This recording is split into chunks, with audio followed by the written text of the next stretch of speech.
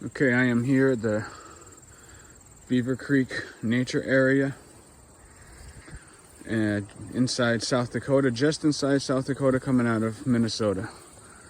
I love South Dakota and I'm determined to make more stops on my way home in little random places like this. I have no idea what was here. I just saw the sign, pulled in, check it out. Very pretty landscape. I love South Dakota. But I actually had these other thoughts in my mind that I'm going to address, and it's almost fitting that I just got a text that a guy that I went to high school with passed away. Because I just woke up this morning thinking about the fact that, you know, it's easy to forget the one endless truth. The one thing that we can totally rely on is the fact that we're all gonna die. And that sounds grim, and that's why people avoid it. But I don't even think it's just that people avoid it. I think it's easy to stop thinking about it. But the thing is, I don't think it's good to not think about it. It's good to... This is such a beautiful place. It's good to remember, and it's good to remind ourselves. Because when you can truly accept it, and I don't want to put myself off as an enlightened being who has permanently been able to accept this fact of my life, because I'm like anybody else. I think I generally have more than others, largely because of experiences I had overseas. Having to face death, see friends die, see people die, all those things that you have to do overseas.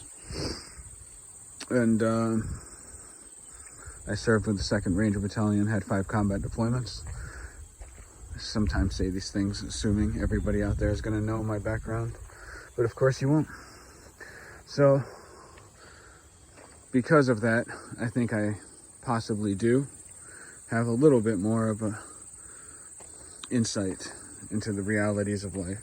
But it's easy to forget, especially when you're back in the United States and living basic lives here.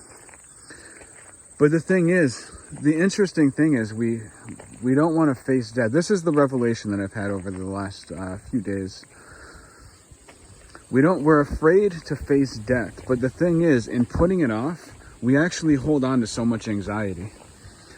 I know I do anyway. Maybe I shouldn't speak for everybody else.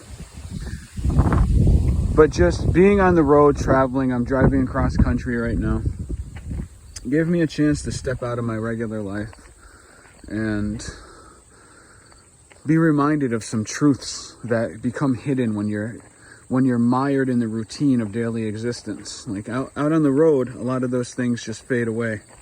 It's a cool old tractor over here. This place is the Stevenson cabin, but you can't go inside, but it's still cool on the outside. But you know, so we avoid the facts. We try to avoid the reality of death. But in so doing, we cling to this anxiety and this fear. And the thing is, there's a liberation in the acceptance of death. You know, it's like, I think it was the Dakota, but it may not be. It was one of the other Native American tribes, perhaps. But everybody knows the saying, today is a good day to die.